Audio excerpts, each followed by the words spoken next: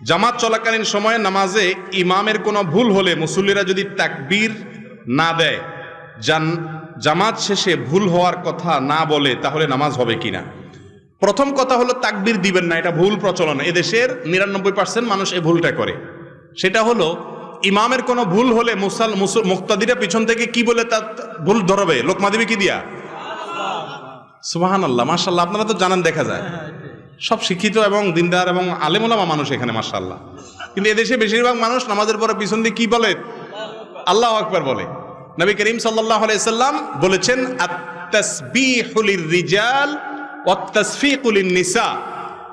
ইমামের ভুল হলে পেছনে মুক্তাদি যদি মহিলা থাকে তাহলে এভাবে হাতে বাড়ি দিবে, মানে ইমাম সাহেবরে বুঝাবে যে ইমাম সাহেব বেলাইনে চলে যাচ্ছেন। কথা বুঝতে পারছেন? আর পুরুষ যদি থাকে তাহলে বলবে কি? সুবহানাল্লাহ। আমরা বলি কি? আল্লাহু আকবার। আল্লাহু আকবার হাদিসে নেই, হাদিসে আসছে কি? সুবহানাল্লাহ। এর আমলও খুব একটা চালু রে আমাদের সমাজে, জানেই না মানুষ। এটা হলো প্রথম কথা। দ্বিতীয় কথা হলো, ইমাম সাহেবের ভুল হয়েছে, মুক্তাদিরাও লোকমা দেয় নাই, নামাজ শেষ হয়ে গেছে, এখন কি করবে? উত্তর হলো, দেখতে হবে ভুলটা কোন ধরনের। যদি ফরজ ভুল হয়ে থাকে, ফরজ তরক হয়, যেমন ইমাম 4 রাকাত 3 রাকাত পড়ে সালাম ফিরে ফেলেছে, তাহলে তো নামাজ আবার পড়তে হবে বা ওই রাকাত পড়তে হবে।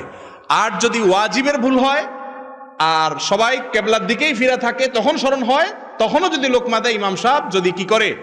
সেজদা দেয়, তাইলে নামাজ হয়ে যাবে। আর যদি হাঁটাচলা করে, কথাবার্তা বলে, তারপরে মনে হয়, তাহলে আবার নামাজ পড়তে হবে।